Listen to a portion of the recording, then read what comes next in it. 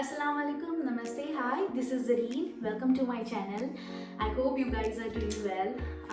This is a short review video on this Elica 4-burner hob model, and after having it used for more than 8 months, I think it is a good time to share a video on it. So in this video, I'll be discussing these 5 points, that is the installation, the model walkthrough, I'll talk about the issues in usage, I'll talk about the maintenance, and lastly I would mention some do's and don'ts for you guys. For model details and specifications, please refer to the description box below. So let's start with the installation. After purchasing the product, 2-3 days later we got a call from the Elica customer care for scheduling our installation, and we confirmed it the very next day.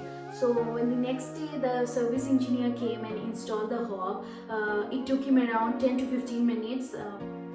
But when he was trying to light up the flame, it was very low.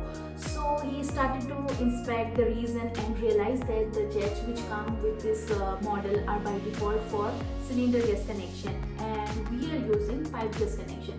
So we had to replace all the jets. And to replace the jets, we had to bear an additional cost of 800 rupees, and we had to wait for another 10-15 days. I would suggest you guys, before you purchase such a product, please do mention the type of gas connection you are using to the dealer for avoiding such an experience. Let me quickly give you a walkthrough of the hob, and the model number is Elica Pro MFC 4V91DX small hob. This is a built-in glass hob of 90 centimeters, and it is made of toughened glass, which adds some extra charm with the aesthetics of your kitchen. It comes with a warranty of 5 years along with the bulbs. Now coming to the burners, the 4 burners are placed quite thoughtfully so that it avoids the clashes between the utensils while you are cooking. As you can see, these two are the bigger burners, these two are the smaller ones, and this one being the smallest. Now talking about the panels, these panels are quite sturdy and heavy because they are made of cast iron, and that makes it more durable. This panel design happens to be more convenient choice than the lotus or crown shape in terms of stability. Also, it has got an enamel coating over it to avoid the exposure from rust. Now let's go to the burners. These are multi-flame burners. These are multi-flame controlled brass burners. Let me quickly show you. This is the high flame, this is the medium, this is the low, and C.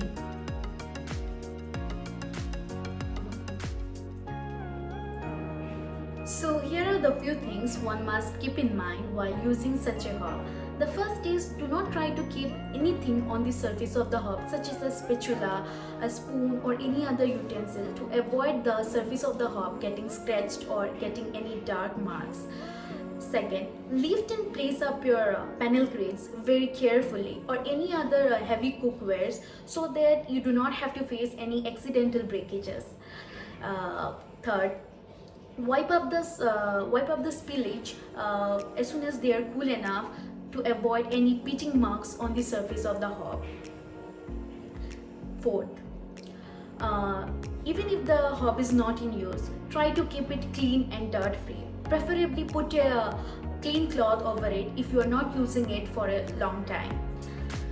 And the last is, do not use any rough material on the surface of the hob, such as a rough cloth, a scrubber, or a steel scrubber, to again avoid getting it scratched or getting any dark mark.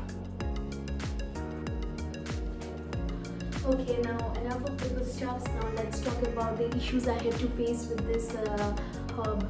So initially, when I did not have a separate wash basin, I used to wash all my utensils in this wash basin, which is very near to this hob, and because of the less distance between them, water used to get inside the hob, and the ignition of this hob used to become direct, and it used to sound like this. Let me show you. And Since I didn't know about this then, I called the customer care people, and after hearing me out, they asked me to turn off the electric switch and use it with a lighter for 1 or 2 days.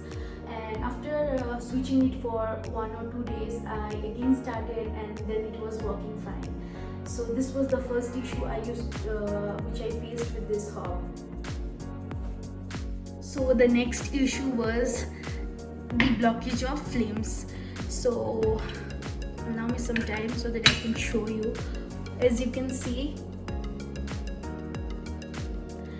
these are the jets which got blocked, and this is the area which I deep cleaned, for which it got blocked because somehow some minute particles of soap got inside the nozzles of the jet, and it for which it was giving very low flame. So when the service engineer came and inspected for a while, he understood that these nozzles got blocked, and he quickly cleaned it with a jet spinner by removing the jets with it, and cleaned it, for after which it was giving proper flame.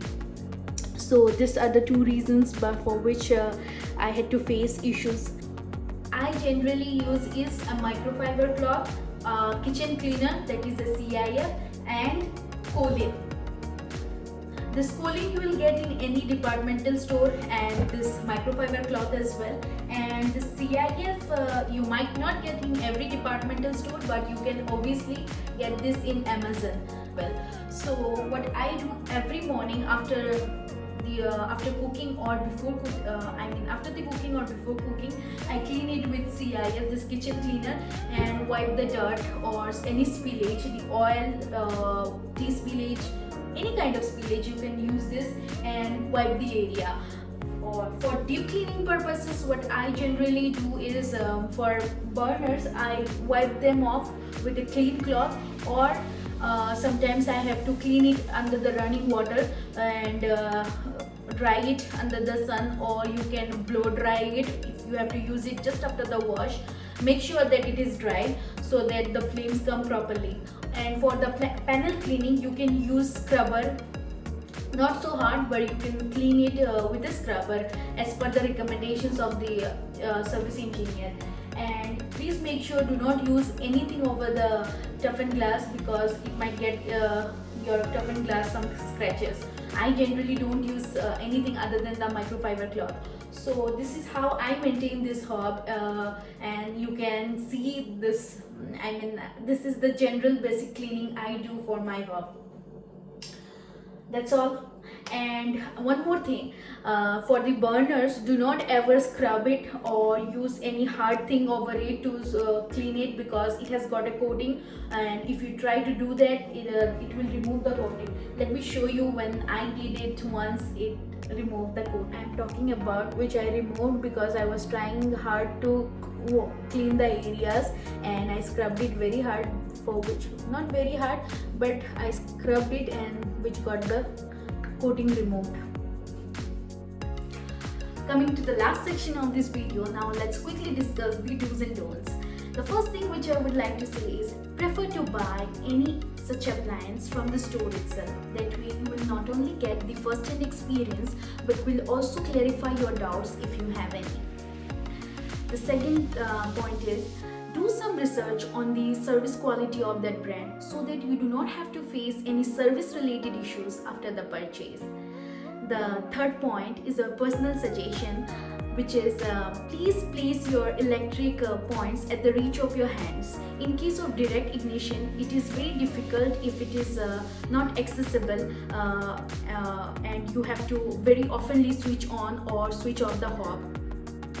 The fourth point, which is very relatable to the third point, is always try to place your hob and wash machine at a good distance, so that you do not have to face this spillage of water or leakage of water very often.